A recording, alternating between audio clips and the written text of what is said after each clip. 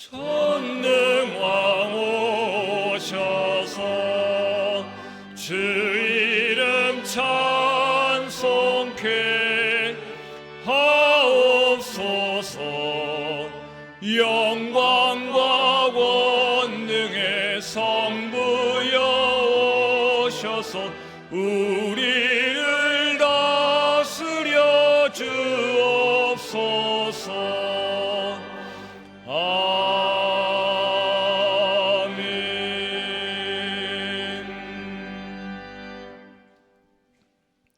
하나님은 우리의 피난처이시오 힘이시니 바닷물이 솟아나고 뛰놀든지 그것이 넘침으로 산이 흔들릴지라도 우리는 두려워하지 아니하리로다.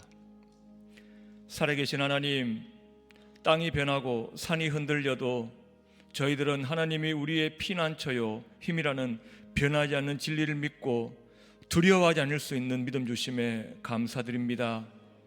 그 믿음을 가지고 이렇게 정한 시간에 함께 예배하게 하심을 감사합니다.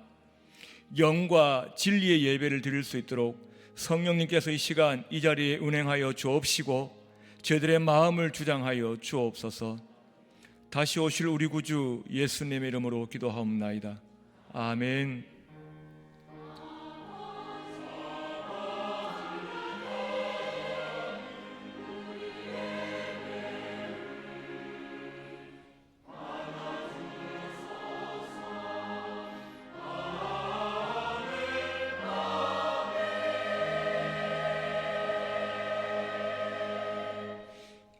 전능하사 천지를 만드신 하나님 아버지를 내가 믿사오며 그 외아들 우리 주 예수 그리스도를 믿사오니 이는 성령으로 잉태하사 동정녀 마리아에게 나시고 본디오 빌라도에게 고난을 받으사 십자가에 못 박혀 죽으시고 장사한 지 사흘 만에 죽은 자 가운데서 다시 살아나시며 하늘에 오르사 전능하신 하나님 우편에 앉아 계시다가 진리로서 산자와 죽은 자를 심판하러 오시리라. 성령을 믿사오며 거룩한 공회와 성도가 서로 교통하는 것과 죄를 사하여 주시는 것과 몸이 다시 사는 것과 영원히 사는 것을 믿사옵나이다. 아멘.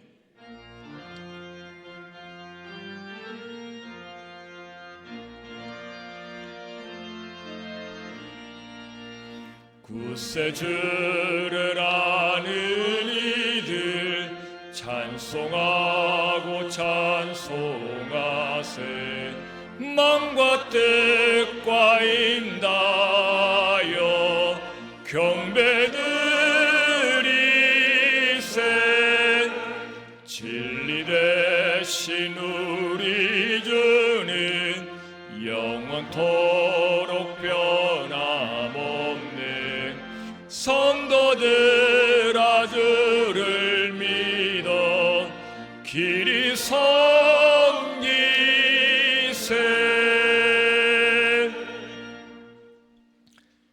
여호와는 나의 빛이요 나의 구원이시니 내가 누구를 두려워하리요. 여호와는 내 생명의 능력이시니 내가 누구를 무서워하리요. 악인들이 내 살을 먹으려고 내게로 왔으나 나의 대적들 나의 원수들인 그들은 실족하여 넘어졌도다.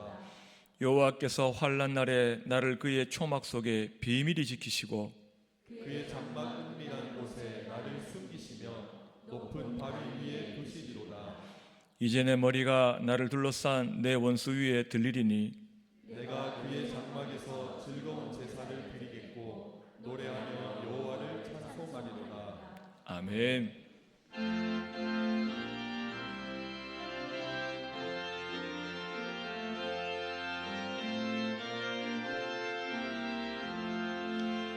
피난처 있으니 환난을 당한 자 이리 오라. 땅들이 변하고 물결이 일어나 산 위에 넘치되 두렵지 않네. 이방이 떠들고 나라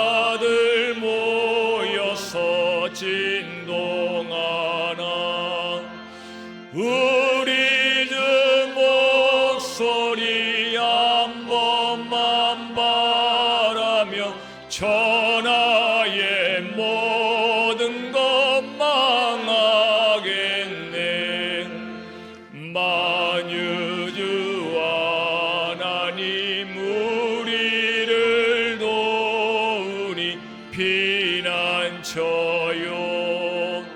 세상의 난리를 그치게 하시니 세상에 점검 있을 데 없네.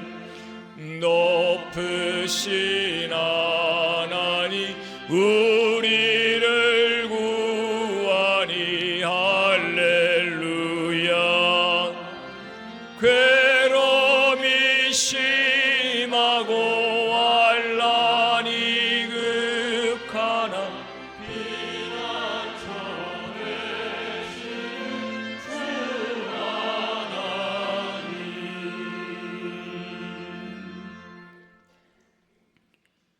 천지 만물을 창조하시고 주관하시는 하나님 아버지께 감사와 영광을 돌립니다. 거룩한 주일 온 성도들 예배와 기도의 자리에서 영과 진리로 예배합니다. 하나님 받아 주시옵소서. 하나님, 한 주간 세상 살면서 지은 죄 회개합니다. 우리의 죄를 사하여 주옵소서. 지금까지 우리 하원 성명교회가 부흥 성장함을 감사드립니다. 말세 지말에 하나님의 진리의 말씀을 선포하며 빛과 소금 같은 교회로 주님을 모르는 자들에게 구원의 방주가 되며 말씀과 성령과 은혜 충만한 교회 되게 하옵소서. 하나님, 이 나라가 정치적으로 혼란의 시대에 있습니다. 이 또한 하나님의 권세와 섭리 가운데 있음을 믿습니다. 너희는 먼저 그의 나라와 그의 의를 구하라. 그리하면 이 모든 것을 너희에게 더하시리라 말씀하신 주님, 이 나라, 이 민족 위에 하나님의 나라와 하나님의 의가 이루어지는 나라, 하나님이 통치하는 나라 되게 하여 주시옵소서. 주님, 간절히 원하기는 입법부, 사법부, 행정부가 삼권 분립의 원칙을 지키며 이제는 자기가 맡은 자리로 돌아가 온 국민의 힘과 지혜를 모아 국정 안정에 최선을 다하게 하옵소서.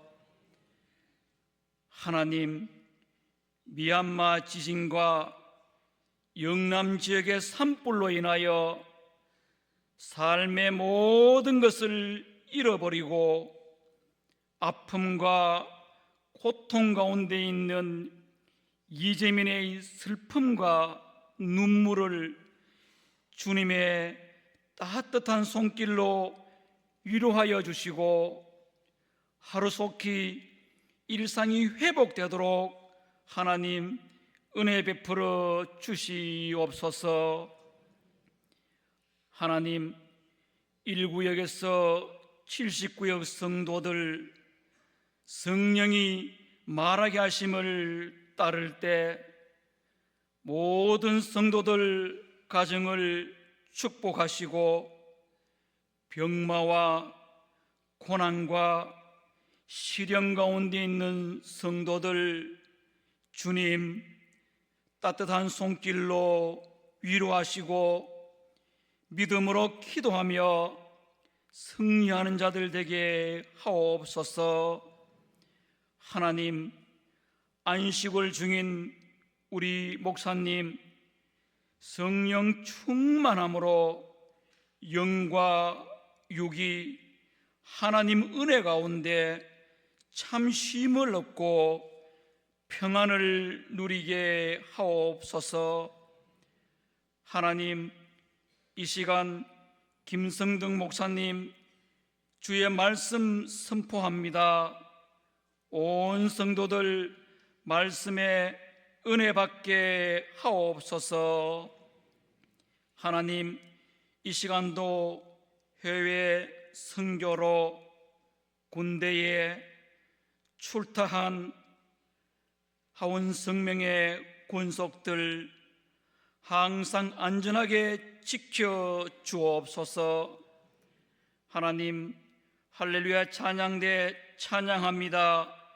기뻐 받아주시고 예배의 모든 순서 주님 인도하옵소서.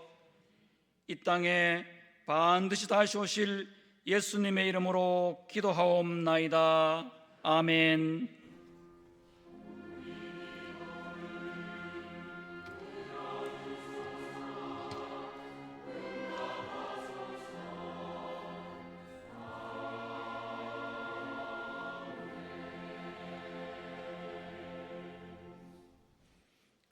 하나님의 말씀은 구약 성경 105면에 있는 출애굽기 15장 22절부터 27절까지의 말씀입니다. 주보 2면을 참고하시기 바랍니다. 출애굽기 15장 22절부터 27절까지 봉독하겠습니다. 모세가 홍해에서 이스라엘을 인도하며 그들이 나와서 수르 광야로 들어가서 거기서 사흘 길을 걸었으나 물을 얻지 못하고 말 아래 이르렀더니 그곳 물이 써서 마시지 못하겠으므로 그 이름을 마라라 하였더라. 백성이 모세에게 원망하이르되 우리가 무엇을 마실까 하며 모세가 여호와께 부르짖었더니 여호와께서 그에게 한 나무를 가리키시니 그가 물에 던지니 물이 달게 되었더라. 거기서 여호와께서 그들을 위하여 법도와 율례를 정하시고 그들을 시험하실세 이르시되 너희가 너희 하나님 나 여호와의 말을 들어 순종하고 내가 보기에 의를 행하며 내 계명에 귀를 기울이며 내 모든 규례를 지키면 내가 애굽 사람에게 내린 모든 질병 중 하나도 너희에게 내리지 아니하리니 나는 너희를 치료하는 여호와임이라. 그들이 엘림에 이르니 거기에 물샘 12과 종려나무 70그루가 있는지라. 거기서 그들이 그 물 곁에 장막을 치니라. 아멘. 준비하신 예물 드리겠습니다.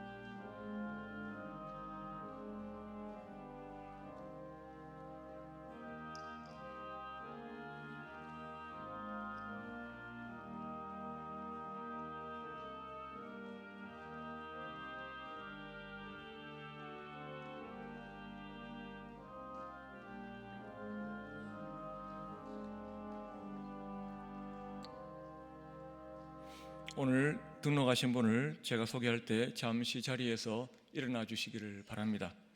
네, 박경수 선님. 네. 오늘 순서대로 환영하겠습니다. 환영합니다. 기도드리겠습니다. 은혜가 풍성하신 하나님, 주의 몸된 교회를 충성하며 섬기시던 주의 딸이 아버지 이제 우리 교회에서 한 가족이 되고 함께 신앙생활을 하려고 하오니 주님 믿음의 뿌리를 우리 교회에서도 잘 내리고 아버지 주님 주신 은혜를 받아 누리며 또한 귀한 성김으로 말미암아 우리 교회도 더욱 풍성할 수 있도록 주여 은혜를 베풀어 주옵소서. 예물 드렸습니다. 이렇게 드릴 수 있는 예물과 드리고 싶은 마음 믿음 주심에 감사드립니다. 감사하며 드리는 성도들에게 가나 혼인잔치에서 부족함을 채우셨던 주님께서 날마다 함께 하셔서 풍성하고 좋은 곳으로 채워 주옵소서. 예물이 쓰여지는 우리 교회에 오병이어의 은혜를 허락하여 주옵소서. 드릴 수 있어 감사하며 다시 오실 예수님 이름으로 기도합나이다. 아멘. 광고 시간입니다. 주보 20면, 21면을 참고하시기 바랍니다. 오늘 오후 예배 후에 정기 제재 캐로 모입니다. 서대구노회 정기회가 화요일부터 목요일까지 성은교회에서 있습니다. 상반기 학습세례 유아세례 입교 문답식이 오는 4월 26일 토요일에 있습니다. 그리고 4월 27일 주일은 성례주일로 지킵니다. 학습세례 유아세례 입교 받으실 분은 신청서를 기록하셔서 수감에 넣어주시고 문답서를 가져가셔서 기도하시며 공부하시기를 바랍니다. 다음 주일은 예수님께서 예루살렘에 공식적으로 메시아이심을 선포하신 날을 기념하는 종료주일이며 다음 주 한 주간은 주님의 고난을 기념하는 고난주간입니다. 다음 주 월요일부터 금요일까지 고난주간 특별 저녁 기도회로 모입니다. 일정을 주보를 참고하시기를 바랍니다. 우리 교회가 협력하는 미얀마 만달레이 천유섭 선교사님 그리고 미얀마 네피도 이문효 선교사님의 선교 편지가 주보 10면에서 15면에 있습니다. 읽으시고 지진 피해를 입은 선교지를 위해서 기도해 주시기를 바랍니다. 1구역 박승길 집사님께서 지난 4월 1일 화요일 소천하셨습니다. 유족들에게 위로가 있으시기를 바랍니다. 그 외 광고와 사랑 게시판은 주보를 참고하시고 안식을 중이신 목사님의 건강과 안정과 재충전을 위해서 계속해서 기도해 주시고 가족 우산의 날과 문화교실 수강생 모집에 많은 관심을 가져주시기를 바랍니다. 할렐루야 찬양대 찬양드리겠습니다.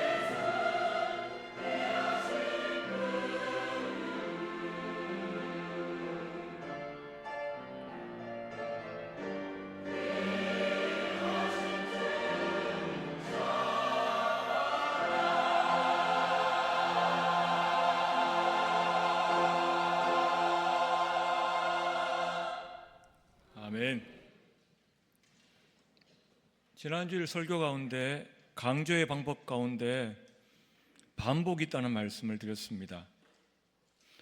출애굽기 말씀 가운데 많이 반복되는 중요한 동사는 바로 알다입니다. 이스라엘 백성의 비극이 왜 시작되었습니까? 요셉을 알지 못하는 바로 때문입니다. 요셉을 알지 못하는 새 왕이 일어나 애굽을 다스리더니 그 비참함의 해결책은 무엇이었습니까? 하나님께서 그들의 힘듦을 아신 것입니다. 2장 25절 말씀에 하나님이 이스라엘 자손을 돌보셨고 하나님이 그들을 기억하셨더라. 근데 여기서 이 기억하다는 말, 히브리 말로 야다, 바로 안다는 뜻입니다. 잘못 내뱉은 말 한마디가 얼마나 비참한 결과를 낳는지 보여주는 사람이 나옵니다. 바로 모세 앞에 섰던 바로입니다. 하나님을 알지 못한다고 하면서 하나님의 말씀을 듣지 않았습니다. 그 결과가 어떠했습니까? 나라를 망하게 만들었지요. 5장 2절에 바로가 이르되 나는 여호와를 알지 못하니 이스라엘을 보내지 아니하리라. 그러다가 10장 7절에 바로의 신하들이 그에게 말하되 왕은 아직도 애굽이 망한 줄을 알지 못하시나이까. 광야 시대에서도 역시 알다라는 단어가 반복되어 강조됩니다. 16장 6절에 여호와께서 너희를 애굽 땅에서 인도하여 내셨음을 알 것이요. 16장 12절에도 내가 여호와 너희 하나님인 줄 알리라. 알게 하십니다. 하나님께서 저와 여러분에게 하나님을 알게 하시는 목적은 무엇입니까? 우리를 사랑하셔서 우리를 위하여 우리 잘되라고 당부하시는 말씀입니다. 오늘 본문도 마찬가지입니다. 오늘 본문은 광야에서의 첫 번째 사건입니다. 광야를 빠져나와 홍해를 마른 땅으로 건넌 기적 이후에 들어선 광야입니다. 그렇다면 광야 시대를 시작한 처음부터 하나님의 보살핌 덕분에 몸도 마음도 편안해야 할 텐데 실상은 기대와 달랐습니다. 그들이 광야에 들어섰을 때 물을 얻지 못한 채로 사흘을 걸어야 했습니다. 그 후에 드디어 물을 찾기는 찾았지만 마실 수 없는 쓴물이었습니다. 22절에 모세가 홍해에서 이스라엘 인도하며 그들이 나와서 수르 광야로 들어가서 거기서 사흘 길을 걸었으나 물을 얻지 못하고 23절 마라에 이르렀더니 그곳 물이 써서 마시지 못하겠으므로 그 이름을 마라라 하였더라. 그래서 백성들이 물 때문에 원망할 때 모세가 기도했고 그 응답으로 물이 달게 변하는 기적이 일어납니다. 24절에 백성이 모세에게 원망을 이르되 우리가 무엇을 마실까 하매 모세가 여호와께 부르짖었더니 여호와께서 그에게 한 나무를 가리키시니 그가 물에 던지니 물이 달게 되었더라. 그 후에 마라를 지나 엘림에 이르렀더니 그곳에는 물샘이 12이나 있었습니다. 그들이 엘림에 이르니 거기에 물샘 12과 종려나무 80그루가 있는지라 거기서 그들이 그 물 곁에 장막을 치니라 말씀합니다. 물을 얻을 수 있는 샘이 12이나 되었다는 말은 물의 양이 아주 풍부했다는 말입니다. 오늘 본문을 장소별로 보면 수르, 마라, 엘림으로 이동합니다. 수르에서는 물이 없었습니다. 마라에서는 쓴물을 단물로 바꾸어 주시고 엘림에는 많은 좋은 물을 주십니다. 이 일이 어떻게 가능했습니까? 문제가 있을 때 이스라엘 백성들이 부르짖었습니다. 그것을 듣고 모세가 기도했을 때 하나님이 응답하셨습니다. 계속해서 광야에서 이 방법으로 하나님께서는 자기 백성들을 인도하십니다. 모세가 돌판을 받으러 간 사이에 백성들은 금송아지를 만들어서 하나님이라고 하면서 거기에 절했습니다. 하나님께서 진노하시고 그들을 다 진멸하시려고 하시지요. 이번에도 모세는 기도하고 하나님께서는 그 기도에 응답하십니다. 32장 12절부터 보면 주의 맹렬한 그치시고 뜻을 돌이키사 주의 백성에게 이 화를 내리지 마옵소서. 여호와께서 뜻을 돌이키사 말씀하신 화를 그 백성에게 내리지 아니하시리라 말씀합니다. 왜 이렇게 하셨습니까? 그들이 하나님을 자신들의 목소리에 귀를 기울이시며 좋은 거 주시는 분으로 잘 알아서 기쁨으로 왕이신 하나님의 백성이 되기를 주님은 원하셨습니다. 하나님께서 저와 여러분에게 기대하시는 신앙생활도 마찬가지입니다. 억지로 마지 못해서 가는 믿음의 여정이 아니라 기쁨과 보람을 가지고 하루하루 주님을 섬기기를 원하시지요. 하나님의 기대는 거기서 더 나아갑니다. 오늘 말씀의 제목을 그 물 곁에 장막을 치니라고 했습니다. 하나님은 저와 여러분이 내 목마름 해결하는 수준을 넘어서서 다른 목마른 사람에게 생수를 공급할 수 있는 축복의 통로가 되기를 주님은 우리에게 원하십니다. 우리 인생과 그들의 광야 생활은 참 많이 닮았습니다. 처음에 스르 광야에서는 쓴물도 없었습니다. 그런데 이렇게 변화되었지요. 물 없음, 쓴물, 단물, 풍성한 물. 예수님을 만나기 전에 우리의 삶과 예수님을 만난 이후에 변화된 삶이 여기까지 참 많이 닮았습니다. 그리고 이 말씀은 신약의 한 사건과 아주 많이 흡사합니다. 구약은 신약의 예고편, 신약의 청사진이라고 할 수 있습니다. 예를 들어서 창세기 22장에 모리아산의 아브라함과 이삭, 여호와 일의 하나님을 잘 아시지요. 화가 렘브란트가 1635년에 그린 모리아산의 아브라함과 이삭입니다. 아들을 죽이려는 아버지를 천사가 말리고 있습니다. 여러분, 이 그림을 잘 보시면 렘브란트는 이삭을 어린 아이로 그리지 않았습니다. 나약한 어린이가 아니라 어쩌면 아버지보다 더 힘이 세 보이는 팔, 다리 근육을 가진 청년으로 그렸습니다. 아주 건장한 청년입니다. 실제로 번제물을 불태울 많은 나무를 누가 지고 올라갔습니까? 창세기 22장 6절 말씀에 보면 아브라함이 이에 번제나무를 가져다가 그의 아들 이삭에게 지우고 자기는 불과 칼을 손에 들고 두 사람이 동행하더니 라고 말씀합니다. 장작더미를 지고 산을 올라갈 만큼 이삭은 건강했습니다. 무슨 말입니까? 손에 그렇게 힘이 있었다면 얼마든지 자기가 싫으면 아버지한테 반항할 수가 있었습니다. 얼마든지 반항했으면 저렇게 자신을 태울 나무 더미 위에 아버지의 칼을 받을 준비를 안 해도 됩니다. 아버지 왜 이러십니까? 하면서 칼을 집어 던져버릴 수도 있죠. 하지만 아들은 잠잠히 아버지의 뜻에 순종합니다. 그런데 하늘에서 멈추라는 소리가 들립니다. 이 예고편이, 본편이 신약 성경에 나타났지요. 아들을 죽이려는 아버지와 잠잠히 순종하신 아들에 대한 기록이 있습니다. 근데 이번에 다른 점은 이 신약에서는 끝까지 멈추라는 소리가 들리지 않습니다. 그래서 아버지는 아들을 죽였습니다. 누구도 막지 못했습니다. 그래야 우리가 살기 때문에 우리를 살리기 위해서 하나님께서 아들 예수님을 죽도록 내버려 두셨습니다. 그 목적을, 그 이유를 갈라디아서 2장 20절에서 이렇게 기록하고 있지요. 내가 그리스도와 함께 십자가에 못 박혔나니 그런즉 이제는 내가 사는 것이 아니요 오직 내 안에 그리스도께서 사시는 것이라. 이제 내가 육체 가운데 사는 것은 나를 사랑하사 나를 위하여 자기 자신을 버리신 하나님의 아들을 믿는 믿음 안에서 사는 것이라고 분명히 말씀합니다. 오늘 본문도 저는 신약 사건이 예고편이고 청사진이라고 말씀드리고 싶습니다. 어떤 사건의 예고편입니까? 바로 요한복음 2장의 가나 혼인잔치입니다. 오늘 본문에서 그들은 마실 물을 얻지 못했습니다. 요한복음 2장에서 마실 포도주가 떨어졌습니다. 그곳에 물이 있었는데 써서 마시지 못했다고 말하라고 합니다.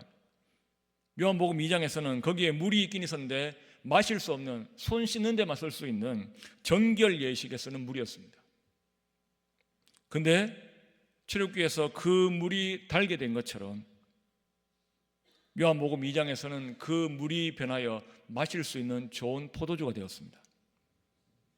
물샘 12 있을 만큼 풍부한 물이었고 두세 통 드는 돌 항아리 6을 채울 만큼 풍부한 포도주였습니다. 둘의 가장 큰 공통점이 또 무엇입니까? 출애굽기에서는 마침내 달고 많은 물을 찾았습니다. 요한복음에서는 마침내 좋은 포도주를 풍성하게 마십니다. 모두 끝이 좋았습니다. 해피엔딩입니다. 그리고 또 하나의 순종이 있습니다. 바로 또 하나의 공통점이 있습니다. 바로 철저한 순종을 요구하는 것이죠. 15장 26절에 너희가 너희 하나님 나 여호와의 말을 들어 순종하고 내가 보기에 의를 행하며 내 계명에 귀를 기울이며 내 명령을 지키면, 순종하고 지키라고 말씀하십니다. 요한복음 2장에서도 예수의 어머니께서 하인들에게, 그의 어머니가 하인들에게 이르되 너희에게 무슨 말씀을 하시든지 그대로 하라 하니라. 철저한 순종을 부탁합니다. 저와 여러분의 생각에 이렇게 끝이 좋을 뿐만 아니라 우리의 신앙의 여정 가운데는 처음도 좋고 중간도 좋고 끝까지 모두 좋으면 좋겠는데 중간중간에 고난과 역경이 있는 이유가 무엇입니까? 성경에 그 답이 있습니다. 하나님께서는 우리가 좋은 것 받을 수 있는 좋은 그릇 만드시려고 우리가 순종하는지 계속해서 시험하시며 우리를 아름다운 그릇으로 다듬어 가십니다. 그래서 광야에서도 자기 백성들을 시험하시지요. 오늘 말씀 25절 보면 모세가 여호와께 부르짖었더니 여호와께서 그에게 한 나무를 가리키시니 그가 물에 던지니 물이 달게 되었더라. 거기서 여호와께서 그들을 위하여 법도와 율례를 정하시고 그들을 시험하실세라고 말씀합니다. 나중에 광야 생활을 마칠 때가 다 돼서 모세를 통해서 광야 생활을 회고하게 하신 책이 바로 신명기입니다. 신명기에서 광야에서 시험하신 목적을 말씀합니다. 8장 16절에 네 조상들도 알지 못하던 만나를 광야에서 네게 먹이셨나니 이는 다 너를 낮추시며 너를 시험하사 마침내 복을 주려 하심이었느니라고 말씀하십니다. 시험의 목적은 마침내 복을 주려 하심이라고 분명히 말씀하시지요. 때로는 중간중간에 불같은 시험도 주시고 넘치는 물 속에서 숨도 못 쉬고 허우적거리는 같은 고통스러운 순간들도 있습니다. 근데 그 이유도 같다고 말씀하시지요. 시편 66편 말씀에 보면 우리 영혼을 살려두시고 우리의 실족함을 허락하지 아니하시는 주시로다. 목적을 말씀하십니다. 12절에 우리가 불과 물을 통과하였더니 주께서 우리를 끌어내사 풍부한 곳에 들이셨나이다. 주님이 예배하시는 풍부한 곳에 들어가도 될 자격을 얻기 위해서 물과 불로 우리를 연단시키시는 것입니다. 물과 불을 통과하는 중간에는 외면하십니까? 그냥 두십니까? 아닙니다. 이사야 43장 2절 말씀에 네가 물 가운데로 지날 때에 내가 너와 함께 할 것이라. 강을 건널 때에 물이 너를 침몰하지 못할 것이며 네가 불 가운데로 지날 때에 타지도 아니할 것이요 불꽃이 너를 사르지도 못하리니. 할렐루야. 인생 가운데 때로는 물 가운데로 불 가운데로 지나는 것 같은 고난에도 우리는 절대 혼자가 아닙니다. 그때마다 여전히 우리와 함께 하시며 위험으로부터 지켜주시는 하나님을 날마다 굳게 붙잡으시기를 바랍니다. 오늘 본문에서도 하나님께서는 그들이 미워서 쓴물을 주신 것이 아닙니다. 마침내 복 주시기 위한 시험입니다. 그런데 그들은 그 시험에서 형편없는 점수를 받습니다. 원망했기 때문입니다. 24절에 백성이 모세에게 원망하이르되 우리가 무엇을 마실까 하매, 그래서 하나님께서는 이 시험을 잘못 친 그들에게 다음 시험의 모범 답안을 친절하게 알려주십니다. 26절에 이르시되 너희가 너희 하나님 나 여호와의 말을 들어 순종하고 내가 보기에 의를 행하며 내 계명에 귀를 기울이며 내 모든 규례를 지키면 내가 애굽 사람에게 내릴 모든 질병 중 하나도 너에게 내리지 아니하리니 나는 너희를 치료하는 여호와임이라 말씀합니다. 빨간 글씨들 보십시오. 순종 명령을 5번이나 하십니다. 들으라, 순종하라, 행하라, 귀를 기울이라, 지키라. 가나 혼인잔치에서도 하인들이 어떤 순종을 했습니까? 예수께서 그들에게 이르시되 항아리에 물을 채우라 하신즉 아기까지 채우니, 채우라 하시니까 적당히 하지 않고 가득 채웠습니다. 철저한 순종을 했습니다. 앞서 그림에서 봤던 아브라함은 하나님께서 아들을 제물로 드리라고 말씀하신 바로 그 다음 날 어떻게 했습니까? 창세기 22장 3절에 아브라함의 아침 일찍 일어나 나귀의 안장을 지우고 두 종과 그의 아들 이삭을 데리고 번지에 쓸 나무를 쪼개어 가지고 떠나 하나님이 자기에게 일러주신 곳으로 가더니 아침 일찍 나섰습니다. 지체할 시간이 없었습니다. 순종은 지체하지 않는 것입니다. 이렇게 순종하는 사람에게 하나님께서는 이전보다 더 좋은 것을 주시지요. 사랑하는 여러분, 말씀에 더욱 순종하셔서 수르를 지나 마라를 지나 결국에는 엘림에 이르는 복을 받고 사시기를 바랍니다. 그러기 위해서 우리에게 알려주신 이 모범 답안들을 꼭 여러분의 것으로 만드시기를 바랍니다. 오늘 본문의 말씀처럼 들어 순종하고 의를 행하며 귀를 기울이며 지키시기를 바라고, 아브라함이 아침에 일찍 일어나 떠났던 것처럼 가나 혼인잔치에 하인들이 물을 채우라 하신즉 아기까지 채웠던 것처럼 그렇게 하나님께 하나님 기쁘시게 드리는 순종을 하시기를 바랍니다. 그렇게 우리에게 순종을 요구하시고 복을 약속하신 이유가 무엇입니까? 세상에 대고 내 말을 지키는 내 아들, 내 딸은 이렇게 다르다고 저와 여러분을 세상에 자랑하고 싶으셔서입니다. 이스라엘 나라를 그 많은 나라 가운데 선택하신 이유가 무엇입니까? 십계명 주시기 전에 이렇게 선포하셨습니다. 19장 6절 말씀에 너희가 내게 대하여 제사장 나라가 되며 거룩한 백성이 되리라. 너는 이 말을 이스라엘 자손에게 전할지니라 말씀합니다.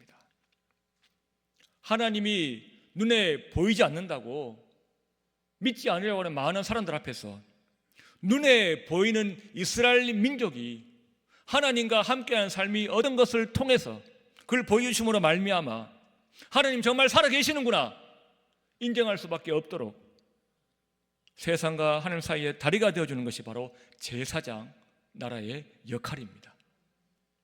근데 왜 하필 애굽이나 아수르나 바벨론 같은 큰 나라들을 두고 겨우 가나안 땅을 차지한 작은 나라를 선택하셨습니까?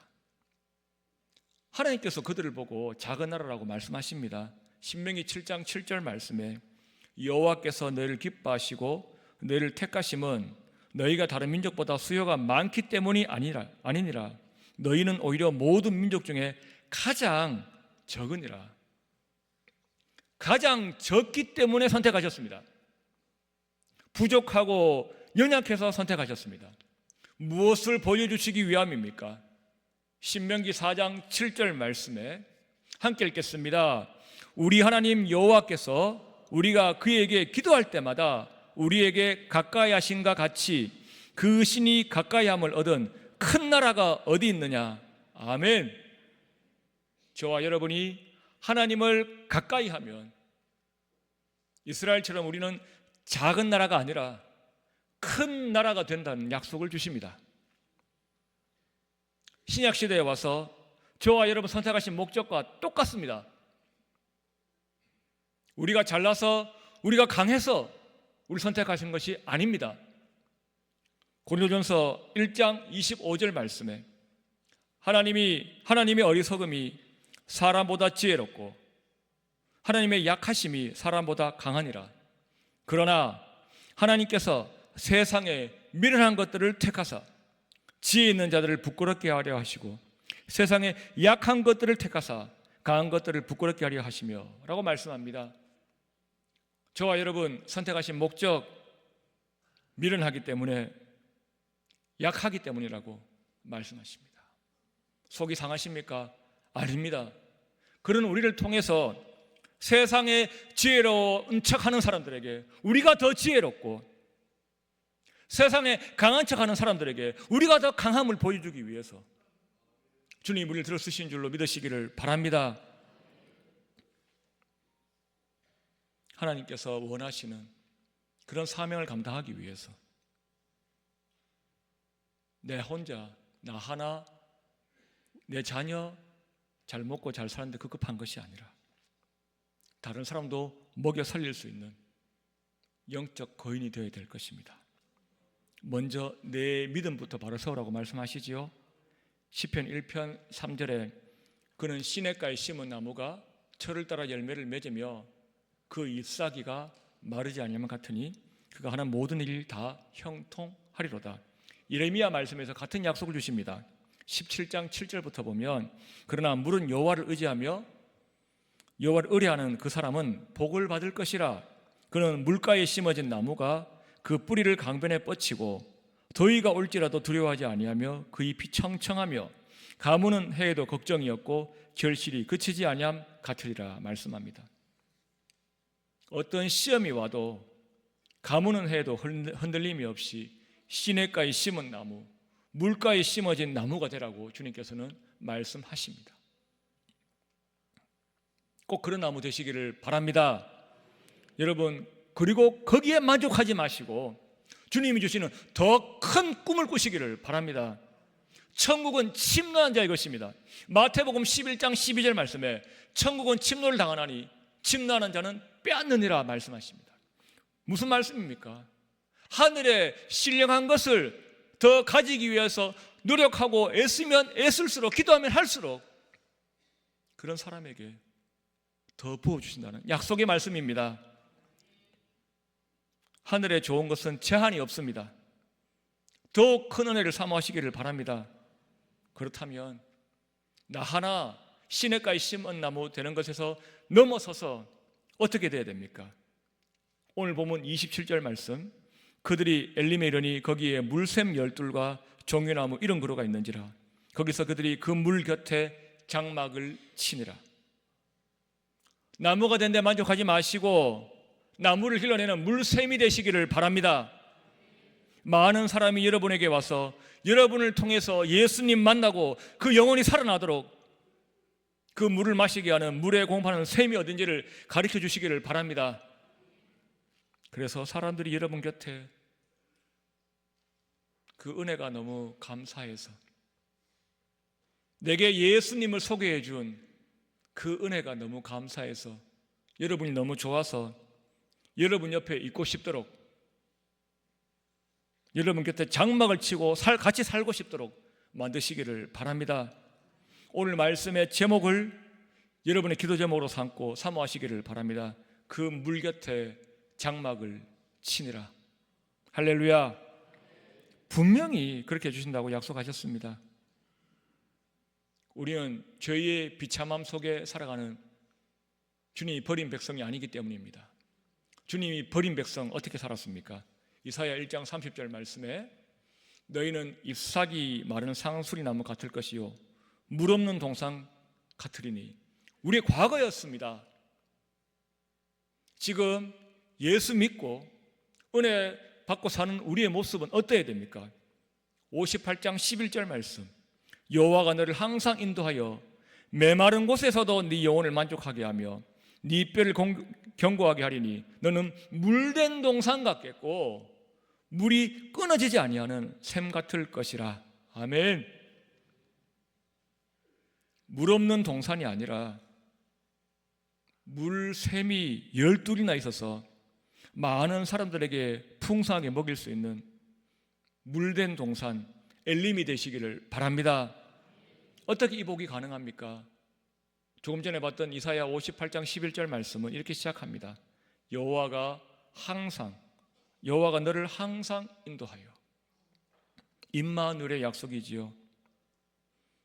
일평생, 한평생 살아간 동안 주님 꼭 붙들고 주님과 함께 가시기를 바랍니다. 앞서 가시는 주님 따라가면 나 혼자 마실 물만 얻는 것이 아니라 주위 사람을 살리는 물샘이 될 것입니다. 항상 주님 인도받으려면, 어떤 방해에도 불구하고 항상 하나님만 따라가려면 어떤 믿음이 있어야 됩니까? 제가 저희 청년들에게 설교 시간에 100번은 넘게 읽어준 성경 시편 말씀이 있습니다. 시편 31편 19절 말씀입니다. 함께 읽겠습니다. 주를 두려워하는 자를 위하여 쌓아두신 은혜, 곧 죽게 피하는 자를 위하여 인생 앞에 베푸신 은혜가 어찌 그리 큰지요. 아멘. 곧은 이퀄, 같다는 뜻입니다. 어떤 공식을 보여주십니까? 주를 두려워하는 자는 죽게 피하는 자다. 여러분, 사람들은 보통 두렵고 무서운 게 있으면 기겁하고 달아납니다. 그런데 우리는 세상에서 제일 두려워해야 될 분이 주님인 줄 알기 때문에 주님을 보고 주님께로 더 가까이 오는 복을 받았습니다. 하나님 품 안에 있으면 세상에 두려울 것 없다는 것을 아는 믿음을 주셨기 때문입니다. 그 어떤 것이 우리를 위협하며 우리가 주님께 가까이 가는 것을 방해해도 절대 그 유혹을 속아 넘어가지 마시고 떨치시기를 바랍니다. 주님께만 가면 됩니다. 시편 기자는 이것을 은혜라고 정확하게 고백합니다. 시편 57편 1절 말씀에 하나님이여 내게 은혜를 베푸소서, 내게 은혜를 베푸소서. 어떤 은혜입니까? 내 영혼이 주께로 피하되 주의 날개 그늘 아래에서 이 재앙들이 지나가기까지 피하리이다 말씀합니다. 그래서 우리는 주님만 무서워하면 됩니다. 주님만 두려워하면 됩니다. 그런 마음을 담아서 조금 전에 함께 읽었던 시편 31편 19절 말씀 한 글자만 제가 싹 바꿨습니다. 자를 저로 바꿨습니다. 우리 이 말씀 다시 한번 읽어보겠습니다. 주를 두려워하는 저를 위하여 쌓아두신 은혜, 곧 주께 피하는 저를 위하여 인생 앞에 베푸신 은혜가 어찌 그리 큰지요. 할렐루야. 이 큰 은혜 날마다 받고 사는 사람이 바로 저와 여러분, 이 시대에 제사장 나라로 부르신 바로 저와 여러분입니다. 베드로전서 2장 9절 말씀에 그러나 너희는 택하신 족속이요 왕같은 제사장들이요 거룩한 나라요 그의 소유가 된 백성이니 이는 너희를 어두운 데서 불러내어 그의 기이한 빛에 들어가게 하신 이의 아름다운 덕을 선포하게 하려 하심이라 말씀합니다. 이것이 저와 여러분의 사명입니다. 시냇가에 심은 나무가 되게 하신 것만 해도 너무 감사한데 물된 동산 되게 하십니다. 많은 사람에게 내가 믿는 하나님 자랑하고 전해서 저들이 주님 믿을 수 있는 복, 그 복을 마음껏 받아 누리시기를 바랍니다. 며칠 전에 한 연예인이 기자회견을 하면서 자기 이름 앞에 스타를 붙여서 자기 스스로 스타 누구라고 했다는 인터넷 뉴스 기사를 본 적이 있습니다.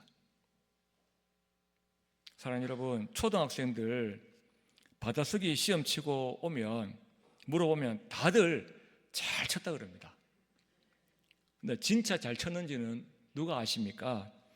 채점하신 선생님이 잘 쳤다 그래야지 진짜 잘 친 겁니다. 내가 아무리 내 스스로 나는 스타다, 내가 빛나는 별이다 그래봤자 소용없습니다. 우리는 누구의 허락, 누구의 결재가 떨어져야 됩니까? 하나님께서 너 별이다 그러면 우리는 진짜 스타 되는 겁니다. 다니엘을 통해 주신 우리가 붙잡아야 될 하나님의 약속의 말씀이 있습니다. 다니엘서 12장 3절 말씀, 지혜 있는 자는 궁창의 빛과 같이 빛날 것이요 많은 사람을 옳은 대로 돌아오게 하는 자는 별과 같이 영원토록 빛나리라. 아멘. 이 약속의 말씀을 주셨습니다. 저와 여러분 모두 많은 사람이 여러분 옆에 장막치고 같이 살고 싶은 그런 물된 동산이 되셔서 많은 사람을 주님 앞으로 인도하셔서 모두 별과 같이 빛나시기를, 주님 앞에 별과 같이 빛나시기를 축원합니다. 지난 금요일 대통령 탄핵 결정 판결이 났습니다. 나라가 극도의 혼란에 빠질 위기 앞에 있습니다. 이때에 한국 교회, 저와 여러분의 역할이 무엇입니까? 많은 사람들은 앞으로 이 나라가 어떻게 될까 하며 걱정하며 궁금해합니다. 그런데 하나님은 그런 우리에게 앞서 출애굽기 요한복음을 통해서 말씀드린 것처럼 앞으로의 일을 궁금해하는 것보다 당장 오늘 우리에게 시키시는 일을 찾아서 더욱 순종하고 철저한 순종을 하라고 말씀하십니다. 이 시간 나라의 앞날이 걱정되어서 마음이 무거운 여러분들에게 하나님께서 요한을 통해 초대교회 성도들에게 요한 계시록을 주신 이유를 함께 살펴봤으면 좋겠습니다. 이름이 계시록이니까 계시록을 주시는 궁극적인 목적이 이것이라고 우리는 알 수 있습니다. 1장 19절 말씀에 그러므로 네가 본 것과 지금 있는 일과 장차 될 일을 기록하라. 장차 될 일을 친절하게 알려주는 것, 이것이 계시록 기록하신 궁극적인 목적입니까? 장차 최후 승리 얻으니까 마음 편하게 먹고 좀 참고 기다리라 입니까? 아닙니다. 그런 부분들도 있지만 그게 전부가 아닙니다. 더 중요하고 더 급한, 하나님께서 그 핍박받는 초대교회 성도들에게 요한계시록을 주셨던 목적은 따로 있습니다. 조금 전에 읽은 말씀은 19절이고 그 앞에 계시록을 시작하면서 전체 서론 부분 3절에서 이 계시의 말씀을 기록한 목적을 이렇게 밝히십니다. 이 예언의 말씀을 읽는 자와 듣는 자와 그 가운데 기록한 것을 지키는 자는 복이 있나니 때가 가까움이라. 이 예언의 말씀을 읽고 들으며 또한 반드시 지키는 성도가 되라고. AD 64년 로마 대화재 사건 이후에 네로 황제와 많은 로마 황제들의 극심한 박해 가운데 겨우 버티고 있던 초대교회 성도들에게 주님은 이 위로의 말씀에 오히려 이 말씀을 지키라 였습니다. 마지막이 궁금할수록 말씀에 더욱 철저하게 순종해라고 하십니다. 왜 우리는 기록된 주님의 말씀을 가지고 이 말씀을 지켜야 됩니까? 영적 전쟁에서 이기기 위함입니다. 계시록의 서론 1장에서 앞으로 예수님께서 우리를 위해 싸우실 예수님의 무기를 이렇게 소개합니다. 계시록 1장 16절 말씀, 그의 오른손에는 7별이 있고 그의 입에서 좌우에 날선 검이 나오고 그 얼굴은 해가 힘있게 비치는 것 같더라. 그의 입에서 좌우에 날선 검이 나옵니다. 그 검으로 싸우십니다. 19장에 영적 전쟁의 결과가 나오지요. 19장 15절 말씀, 그의 입에서 예리한 검이 나오니 그것으로 만국을 치겠고 친히 그들을 철장으로 다스리며 또 친히 하나님 곧 전능하신 이의 맹렬한 진노의 포도주를 밝힐고 말씀합니다. 무슨 말입니까?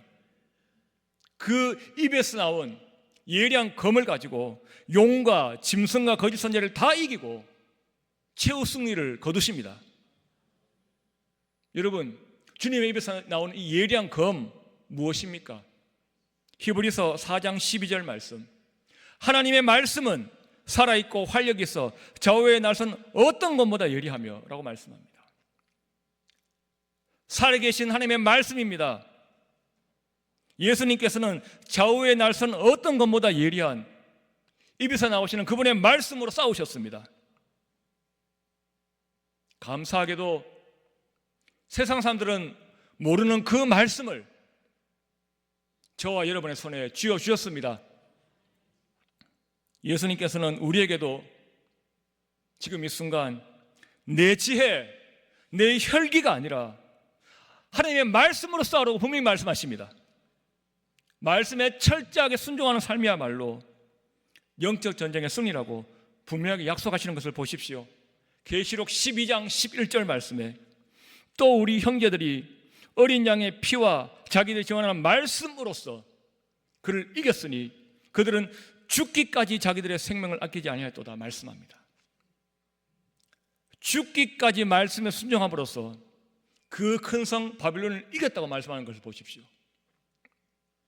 말씀대로 살면,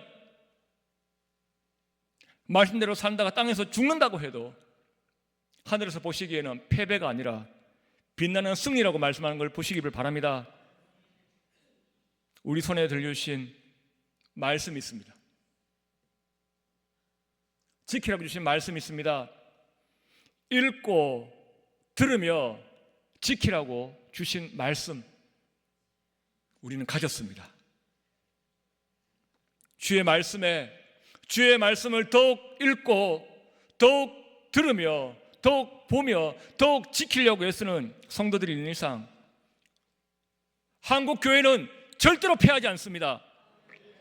한국 교회가 있는 이상 동해물과 백두산이 마르고 닳도록 하나님이 보호하사 우리나라는 끝까지 예배하고 전도하고 선교하는 이 사명을 계속할 줄로 믿으시기를 바랍니다. 1장 3절 말씀 다시 읽어드리겠습니다. 이 예언의 말씀을 읽는 자와 듣는 자와 그 가운데 기록된 것을 지키는 자는 복이 있나니 때가 가까움이라. 할렐루야. 마지막에 가까움을 봅니다. 하지만 최후 승리가 우리의 것이라는 약속이 있기 때문에 더욱 말씀을 굳게 붙잡으시기를 바랍니다. 말씀했습니다. 하나님께서는 우리 인생을 스르, 마라, 엘림으로 인도하시며 더 좋은 것을 예비하셨습니다. 그 이유는 저와 여러분을 제사장 나라, 큰 나라 삼기 위함입니다. 이 사실을 알기에 날마다 말씀을 듣고 순종하며 행하며 귀를 기울이며 지키는 철저한 순종을 하시기를 바랍니다. 그리고 무엇보다도 주를 두려워하는 자는 주께 피하는 자라는 것을 꼭 가슴에 새기시기를 바랍니다. 힘들고 지치고 외로울 때 세상에서 위안을 얻는 것이 아니라 주의 날개근을 아래에서 힘을 내시기를 바랍니다. 세상은 갈수록 우리 힘들게 할 겁니다. 세상 흔들리고 사람들은 변하여도 우리는 말씀 속에서 우리가 할 일을 찾아서 순종하면 되는 겁니다. 죽기까지 순종하다 죽게 하시면 죽으면 됩니다. 마지막에 가까울수록 주님께서 원하시는 익은 곡식을 거들어가는 별과 같이 영원토록 빛나는 여러분 덕분에 주님의 가슴이 시원할 수 있기를 우리 주님 이름으로 축원합니다. 기도드리겠습니다. 좋으신 하나님, 사랑하는 주의 자녀들이 물 가운데 불 가운데 다닐지라도 주님께서 늘 동행하셔서 주의 날개근을 아래에서 날마다 안전할 수 있는 은혜를 허락하여 주옵소서. 물샘이 되라고 하셨고 물된 동산이 되라고 하셨습니다. 아버지, 저희들을 통해서 하나님의 영광을 아는 빛을 세상에 비출 수 있도록 허락하여 주옵소서. 이 나라를 긍휼히 여겨 주옵시오. 불쌍히 여겨 주옵소서. 한국교회 성도들이 한 마음으로 보고 들은 말씀을 굳게 지키며 주님 다시 오실 때까지 저희 예배와 전도와 선교가 계속되고 흥할 수 있도록 저희들에게 은혜를 베풀어 주옵소서. 다시 오실 우리 구주 예수님 이름으로 기도합니다. 아멘.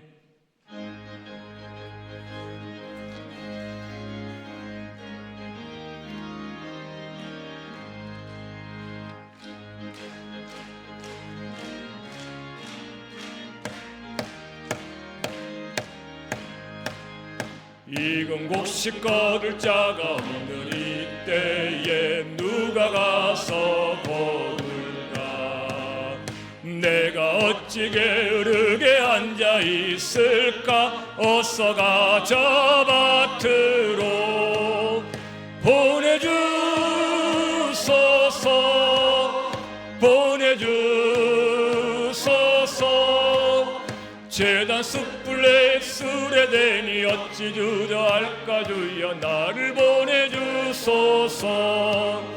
주가 두루 다니시며 일꾼 부르나 따르는 자 적도다.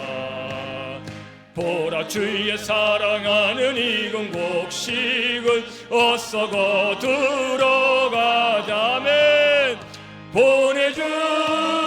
보내주소서 보내주소서.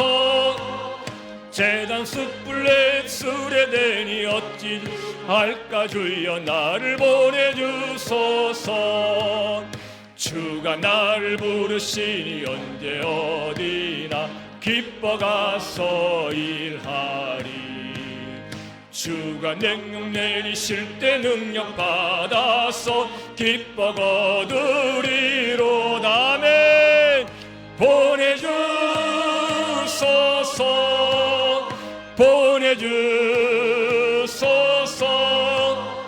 재단 숯불에 수레되니 어찌 주저할까 주여 나를 보내주소서. 지금은 우리 주 예수 그리스도의 크신 은혜와 하나님 우리 아버지의 말로 다 할 수 없는 극진하신 사랑하심과 성령 하나님의 교통케 하심과 위로하심이 세상이 어지러울수록 많은 사람을 옳은대로 돌아오게 하는 물된 동산의 사명을 더욱 감당하기를 소망하는 사랑하는 성도들의 머리 위에, 저들의 자녀들 위에, 직장과 사업장 위에, 마음의 소원들 위에 이제부터 영원토록 항상 함께 있을지어다. 아멘.